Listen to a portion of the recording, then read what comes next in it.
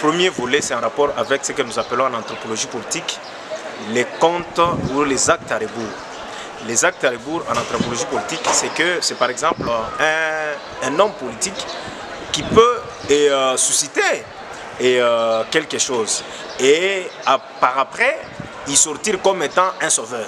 Donc les hommes politiques sont capables de susciter même une guerre à l'est là-bas et remettre la paix. Et tout le monde dira non, c'est lui qui nous a donné la paix. Et en politique, en anthropologie politique, on appelle ça les actes à rebours. Donc on peut créer une situation dans laquelle on peut y sortir sauveur pour gagner la sympathie d'autres personnes. Donc la chose peut aussi être interprétée de cette manière-là. C'est-à-dire provoquer quelque chose qui pouvait frustrer l'ami et par après essayer de jouer pour pouvoir lui remettre sa liberté ou encore le remettre dans une liberté pour pouvoir dire voici que nous n'avons pas eu d'interférence dans la justice, ainsi de suite. Donc on peut aussi l'analyser de cette manière-là. Deuxième manière, c'est en rapport avec des enjeux politiques. Les enjeux politiques du moment font aussi à ce que Félix Tshisekedi, ancien allié de Joseph Kabila, avec qui à un certain moment ça n'a pas collé, ils ont décidé de se séparer, et même si ils ne le disent pas clairement, mais ça a été fait. Et aussi avec son nouvel allié qui est ensemble, de Moïse Katumbi, avec qui de temps à autre ça ne passe pas toujours bien. Et vous voyez, alors avec la récente rencontre de Moïse Katumbi et Joseph Kabila en prévision des élections prochaines, Félix Tshisekedi n'avait pas d'autre choix que celui de ressusciter Vital Kamerhe, parce qu'il y a un enjeu électoral en rapport avec des échéances électorales de 2023.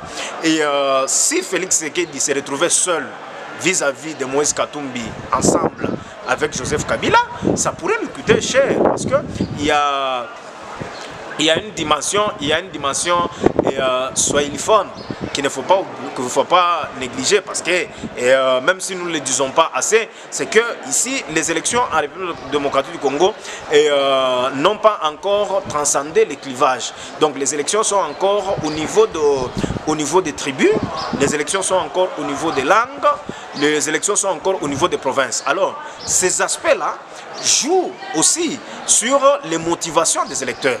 Donc on vote en RDC parce qu'il est de ma tribu, parce que nous parlons la même langue, parce qu'il est de mon ethnie. Donc ce sont des éléments qui influencent ou encore qui motivent le choix d'un électeur.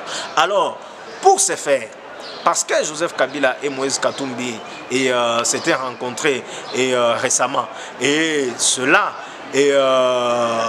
en prévision des élections de 2023, on pouvait déjà penser à une certaine alliance. Alors cette alliance pouvait préjudicier le président Tshisekedi, et d'autant plus qu'avec Moïse Katumbi et Joseph Kabila, le sud et l'est de la République démocratique du Congo pouvaient déjà être à leur avantage, parce que déjà en dehors de tout ce qu'il y a comme programme politique, tout ça, il y a aussi cette dimension-là linguistique qui pèse aussi sur notre élection. Alors le 2, Joseph Kabila et Moïse Katumbi pouvaient se baser sur l'aspect linguistique pour gagner le sud et l'est de la République démocratique du Congo. Or, l'est et le sud pouvaient déjà combler beaucoup de voix au centre et aussi à l'ouest. Alors, Félix Tshisekedi, en ayant ça dans ses imaginations, il n'avait pas d'autre choix que celui de ressusciter Vital Kamerhe, afin de partager des voix avec le camp Katumbi du côté est ou encore au sud, et du point de vue linguistique. Et au-delà de ça, et puis aussi entretenir ses relations avec le président du MLC, Jean-Pierre Bemba, pour l'Ouest, afin de profiter dans ce que nous appelons ici la magie électorale. La magie électorale, cette fois-là, c'est que c'est lorsque les voix sont partagées, il y a lorsque les voix sont partagées par plusieurs candidats, il y a possibilité qu'un candidat puisse se retrouver par rapport à cette distribution ou encore par rapport à ce partage de voix.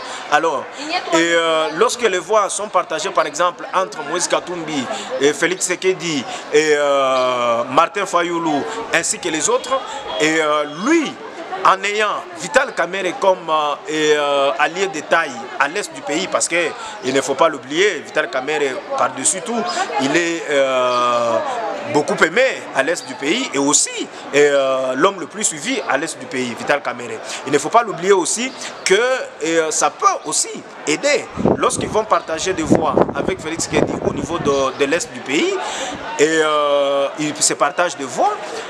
À l'ouest, ils se partagent de voix. Au centre, comme nous le savons très bien, le centre déjà acquis en faveur de Félix Tshisekedi, il y a possibilité qu'il y ait une victoire dans ce sens-là. Alors, laisser la balle seulement dans le camp Katumbi, c'était désavantageux pour Tshisekedi. Donc, il n'avait pas d'autre choix que celui de ressusciter son allié de taille, Vital Kamerhe, qui a dit d'ailleurs, si vous l'aviez suivi, qui a dit qu'il était un citoyen et disposé à rendre des services à son pays et il voudrait mieux encore renforcer son partenariat avec Félix Tshisekedi. Ce qui prouve à suffisance qu'il y a possibilité qu'il y ait des renégociations. D'abord, et comme vous le savez très bien, l'accord de Nairobi mettait Vital Kamerhe comme étant Premier ministre dans le règne de Tshisekedi et après le règne de Tshisekedi, c'est Vital Kamerhe qui pouvait revenir à la commande. Donc, ce sont des calculs politiciens qui peuvent être aussi analysés et qui peuvent se confirmer ou encore s'infirmer. Donc, il y a possibilité qu'aujourd'hui, qu'il y ait renégociation parce qu'aujourd'hui, comme Félix Tshisekedi a un certain contrôle au niveau du Parlement et un certain contrôle par rapport à ce que nous avons vu en 2019 et encore en 2020 après ce que nous avons vécu là, ce que nous avons vécu au Parlement, le truc là qui a fait à ce que la majorité présidentielle puisse basculer comme nous l'avons vu, jamais vu en RDC, comme nous l'avons vu là. Alors ça donne un peu un pouvoir à Félix Tshisekedi qui peut, tant soit peu, renégocier maintenant et les alliances au niveau du gouvernement. C'est toujours possible parce que vous êtes sans ignorer que maintenant, s'il faut renégocier les alliances au niveau du gouvernement, et ça ne sera pas comme ça s'était passé autrefois. Parce que comme ça s'était passé autrefois, vous êtes sans ignorer que les gens du FCC ont été tant soit peu dribblés par Félix Tshisekedi parce qu'à ce temps-là, ils étaient dans l'incertitude. Il y avait beaucoup qui avaient quitté le FCC, qui partaient dans l'Union sacrée, mais qui n'avaient pas de position, qui se disaient peut-être est-ce que ça va tenir, est-ce que nous allons nous imposer. Alors, Félix Tshisekedi pouvait profiter de cette incertitude et il l'a fait, comme nous l'avions vu là, il leur a dribblé un peu dans des ministères, tout ça. Mais cette fois-ci, vous voyez un peu, ça va lui demander de refaire des calculs. D'ailleurs, ça a été prôné par beaucoup de caciques du FCC qui ont migré vers l'Union sacrée, qui lui demandent maintenant de revoir des calculs. Et si on revoit des calculs, vous allez voir que cette fois-là, ça ne sera pas Ensemble pour la République qui va mieux se retrouver au sein de ce gouvernement-là, mais ça sera le FCC mosaïque, le FCC qui a quitté et le président Kabila qui a rejoint l'Union sacrée, qui va maintenant se retrouver pour pouvoir renégocier renégocier les alliances et cela en prévision des élections de 2023. Donc tout se joue aussi au niveau des enjeux électoraux et aussi au niveau des actes à rebours. Est-ce que vous voyez aussi Sama Lukonde être éjecté de son poste? Non, mais c'est possible, c'était prévisible. C'était prévisible. Si cela n'avait pas été fait, parce qu'il n'y avait pas quelqu'un de cette trempe-là, vous êtes sans ignorer que ça a pris beaucoup de temps. Félix Tshisekedi avait pris beaucoup de temps pour avoir un Premier ministre. Et il fut un temps où le président Moïse Katumbi a été contacté, lui-même l'a dit, et il n'a pas voulu.